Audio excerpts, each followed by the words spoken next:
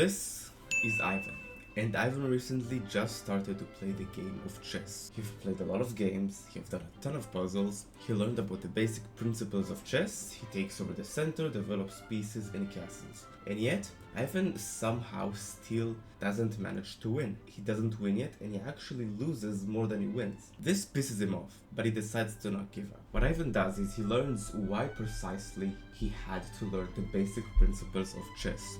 And what happens next is that his rating just skyrockets. So in this video I'm going to show you the why behind you had to learn the basic principles of chess in order to improve as a beginner. You know, they say take over the center, develop pieces and castle. That's the basic principles of the opening that you probably have learned already out there by someone, but it doesn't really click yet. And I'm gonna show you why you've had to learn this and how you're actually going to apply this. So, this is the opening golden rule. Now, this is the simplification of this, where you basically learn by move 10, I should develop all the pieces, castle, and connect the rooks. That's the simplest way beginners learn this. Now, beginners learn this because these ideas, they all stem from one thing which is called activity. Now, a short tip that I can give you is boost the timer of your play from 10 minutes, like it is right now, to 15, and that is an instant action that I want you to take right now. What that is going to do is it's going to let you more time to think, and it will help you to make less blunders because of this. This is very important. So what is activity? Activity equals having more material and having this material control more squares. I'll show you a simple example. So let me ask you this. Right now on the board, which piece do you think is better? Is it the knight on a1 or is it the knight on e4? Of course, most players, with just intuition even, you're going to say the knight on e4. But my question is, why is it specifically that knight is better than the knight on a1? Is it because he's in the center? It is because he's in the center. The reason that this knight is better is because he controls 8 different squares, and we can compare this to the knight on a1 that controls just 2. It's the number of squares that the knight controls that make him better. Now, by definition, pieces control more squares if they're placed more towards the center. So, that's why it says activity equals material plus control. So basically having more material and having this material control more squares. That's why one of the simplest way to win against a chess beginner is actually to target their pawns, because they're having a very weak spot, so you can easily take them.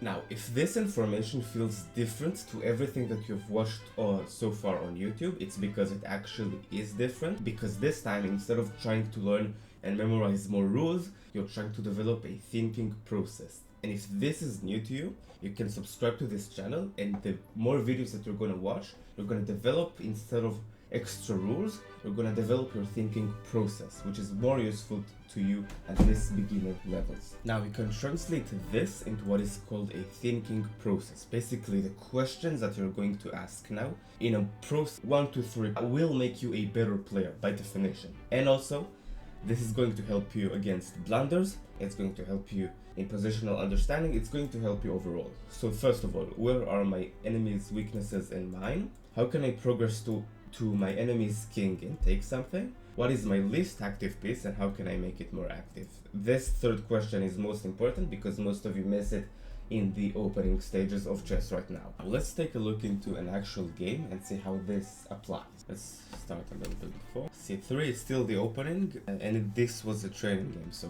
we were kind of free to do whatever we wanted. C3, knight f6, rook e1, bishop e7, d4. He's using the fact that there is a little hole in here, so if you won't take, then of course white will progress to d5 and he'll have a very powerful pawn that attacks black in there. C takes, e takes d4, knight takes d4, bishop to d7. And now I want you to think for a moment what is happening here. White has a clear weakness, right? Remember the thinking process that we've talked about? What are my enemy's weaknesses and mine? Black has a very obvious one in here, and that is the fact that he has multiple pawn groups on the board right now. He has a pawn on d6, he has another pawn group, and then another one. And that's the weakness. This pawn cannot be defended by any other pawns, and it's going to make it a weakness and a pawn that is going to be a bit likelier to be captured, either this one or the ones in here. Now that's a weakness. A weakness is usually a pawn or a piece that is not defended by a pawn or a square that is not defended by others, and that's why it's going to make it easier to be captured and taken. Bishop to d7, knight c3, castling, bishop f4, a6. It's a normal game, but you see how this now is going to apply. This is actually a problem now, a big problem for black after you have done the move a6, because what's gonna happen is white will plan to trade these pieces, this bishop knight for these two, this pawn because of this trade that will end up being here, and then there's going to be this pawn on a6. You're gonna see this in action in a moment, but I want to explain to you what's gonna happen. This pawn on a6, which is of course not defended by anything, and because of that it's going to be a large target for white to attack. Once this one falls, white will have two passed pawns, right? Two isolated passed pawns that are going to be very, very simple to just promote at the end of the day. That's what you want. You want to take a free pawn, you want to get to the end game, and then promote one of the pawns to a queen. So let me just show this. Knight takes c6, bishop takes c6, and b takes c6. And we see white's plan in action now. He does queen to d3, targeting the a6 pawn that we've just talked about. He would have probably done a move like, because he realizes like this is obviously a weakness with this pawn here on c6, but he doesn't do it compared to white. Alright, and you've done the move d5, which only progresses white that already has like a clear plan. This is weak, I'm going to attack this. He takes d5, c takes d5, rook a to d1. And now it's clear the aim is just to take this pawn here on d5. Maybe this one and this one. Now bishop to b4, bishop to g5, they're trading them. Bishop takes c3, queen takes c3, rook to c8, the queen will move back of course, aiming at this pawn. Now we should probably try to make like a counter threat to try to keep the pawn there as long as you still can, but it's already losing at this point. So h6 maybe threatening against this bishop, but black did not do it. He did not realize that this is actually a terrible mistake because white will obviously promote afterwards. Rook to c5. Now after bishop takes, rook takes, and bishop takes again, and we see now that white ends up being a pawn up, and yeah, it's very simple at this point to now go and promote. You cannot take this rook, otherwise you're gonna get mated. So rook a to d, rook d to a8, and a3. a3, and I'll just play this just to prove my point. Rook to e6, rook takes, pawn takes, rook moves, king to f7, and this is a very common idea of having the rook ahead of the two pawns to help them promote. Rook to e4, rook to b4, takes, and yeah, he's going now to come and help his pawns to promote one of them into a queen after this. Well, it's obvious now to see who is winning. It's white, and it comes again from this idea of where are my enemy's weaknesses and mine? How can I progress my pieces to the enemy's side of the board and take something? And what is my least active piece?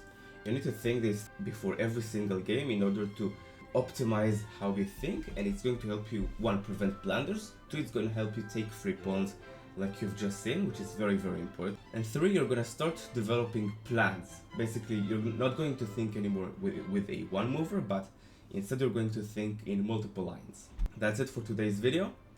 If you have any questions, leave them down below. I'll do my best to answer all of them. And again, if this information is new to you, I would highly suggest you to subscribe to this channel because I help beginners improve in chess, specifically people who just started to play or they're playing for a while but they're still at beginner levels.